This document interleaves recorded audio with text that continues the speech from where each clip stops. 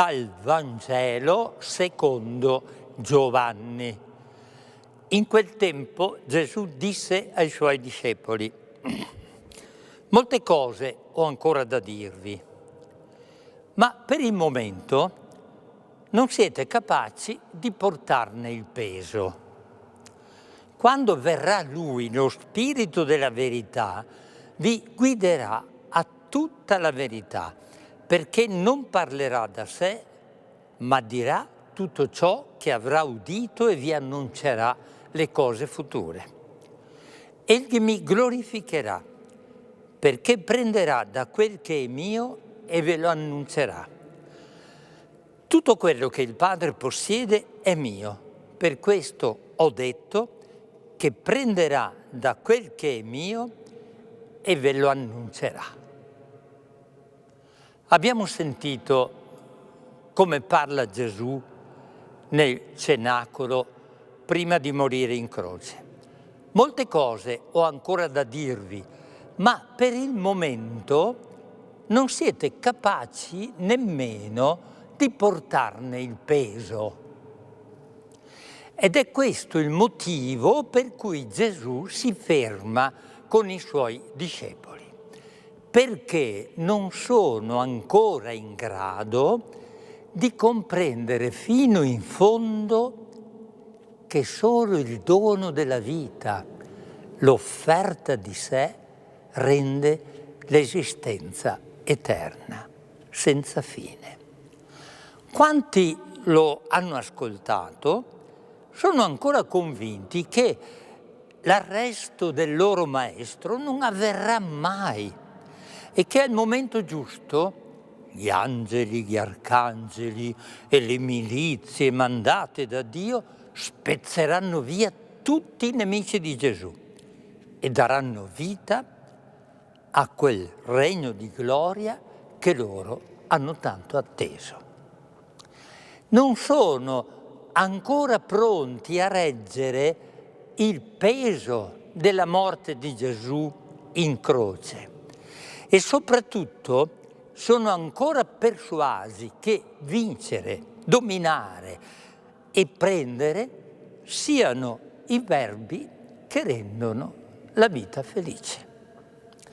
Il Signore Gesù vuole portarli all'altra riva, quella in cui donare, perdonare, servire rendono la vita autentica, vera e liberata dall'egoismo.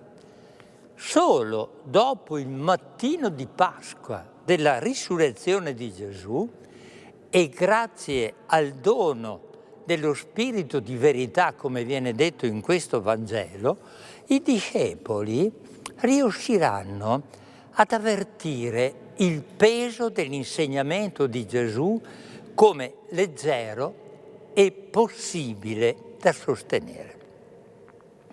Questo messaggio è forte e liberante anche per noi, che viviamo in un tempo segnato da crisi, da laceranti contraddizioni e da grande individualismo.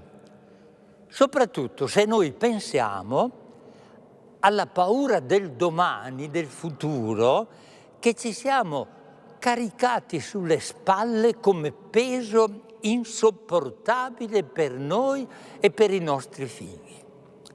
Ansia, angoscia e crisi di panico sono i vissuti di chi rischia di annegare in un presente che non apre sbocchi al domani, al futuro e soprattutto alla speranza.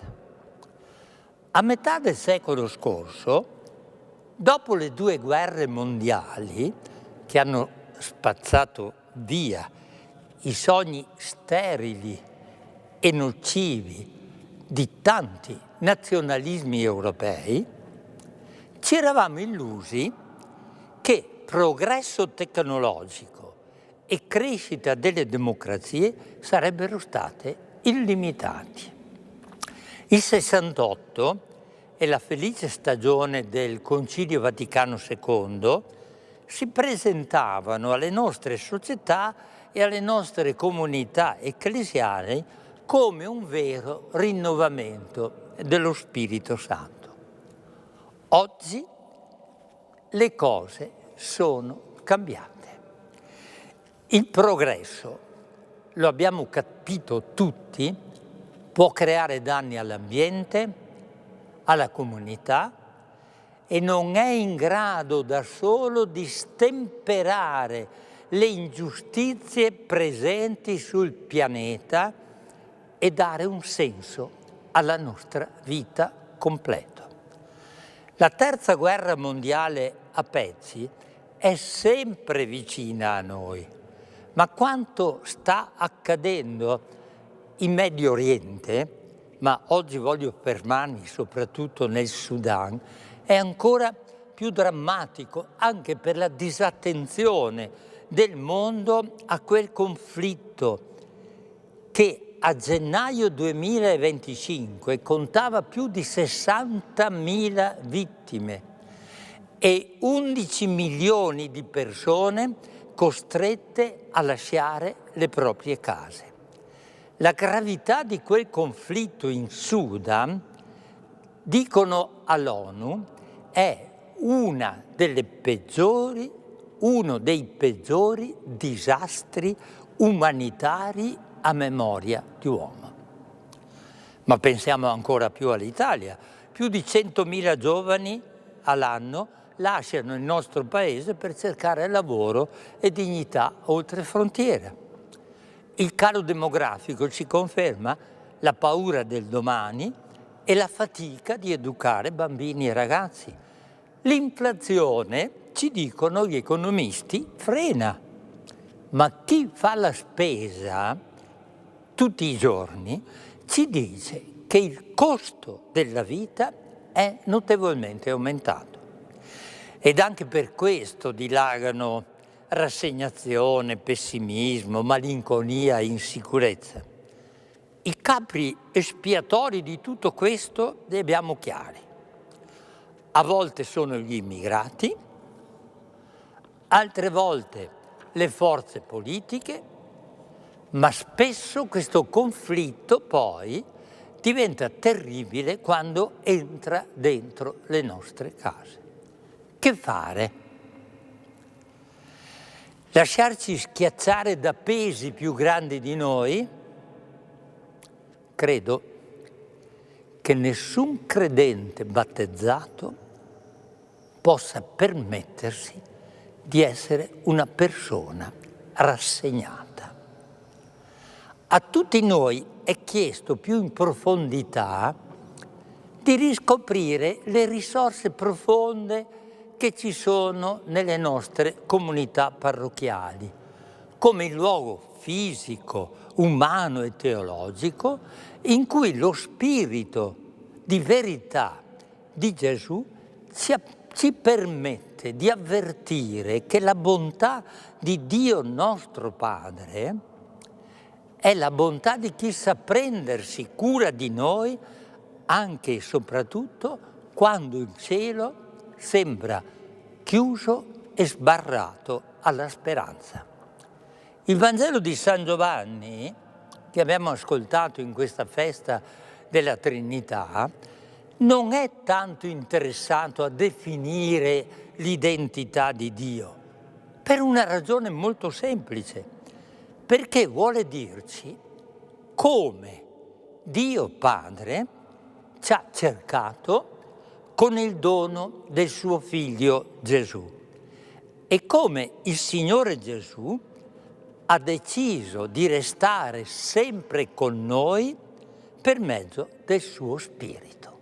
Allora, Padre, Figlio e Spirito Santo diventano l'abbraccio con cui Dio incontra ciascuno di noi per immergerci nella sua comunità, la sola che ci aiuta ad accogliere lo spirito di verità del Signore Gesù risorto, che ci abilita a riprendere, a seguirlo con fedeltà, fiducia, continuità e speranza. L'anno sociale sta terminando e siamo prossimi alle vacanze. Per evitare che anche il cosiddetto riposo diventi tempo di stress e di fatica, la Chiesa ci offre oggi l'abbraccio di Dio, che rende leggero il peso che siamo chiamati a portare perché condiviso in comunità con Dio, che è Padre, Figlio e Spirito Santo. Buona domenica a tutti. La preghiera che mi è nata è questa. Caro Gesù, hai ragione tu. Il peso che io non riesco a portare è la solitudine. Non solo non mi piace stare da solo, ma ho anche paura a restare a casa quando non c'è nessuno. Mamma mi sgrida. Papà dice che non sono normale. Io però non so cosa farci. Senza compagnia mi sento abbandonato e se sono figlio unico non è colpa mia. Ma poi mi dico, se Dio è relazione, così mi ha insegnato la suora nel catechismo, e noi siamo stati creati a sua immagine e somiglianza, allora non sono io che sono sbagliato, ma è il cuore umano che è fatto per stare con altri. Grazie Gesù, perché non solo mi capisci, ma perché mi dai ragione.